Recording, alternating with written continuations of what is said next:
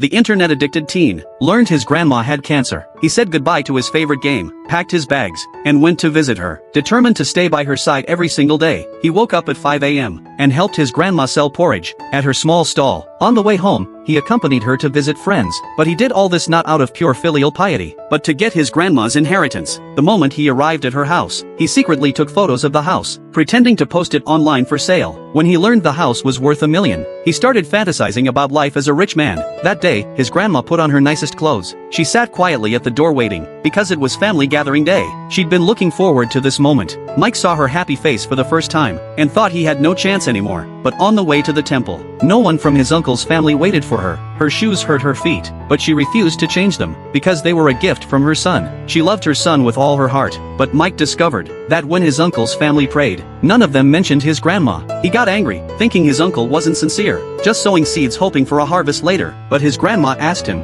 "Aren't you the same, though?" She'd long known Mike's true intentions. At that moment, Mike felt embarrassed at being exposed. As the chemotherapy sessions went on, her condition got worse. Mike used beauty filters to make her smile, but she secretly hid the hair that fell out, until she finally had to shave it all off. Mike felt bad for his grandma but said nothing. His grandma didn't like leftover food in the fridge, because she couldn't finish it alone. But now she felt thankful Mike was by her side. Mike finally earned her recognition, but he couldn't be happy at all. One day, his grandma's money was stolen. Security cameras showed it was his uncle. That money was originally for buying a tomb, but his grandma didn't blame him. Instead, she went to ask her older brother for help, only to receive harsh words in return. On the way back home, she stayed silent. Mike couldn't help but ask, "Why do you have to buy a big tomb?" She said, "If I had a beautiful resting place, maybe you all would come visit me more often." Mike said nothing, only holding her hand tighter. As her illness worsened, she suffered sleepless nights in pain. Mike simply stayed by her side, but in the end, she still left the house to her son. Mike felt unwilling. He ran to question her. "Was it because I didn't take good enough care of you? Why wasn't I your first choice?" He stormed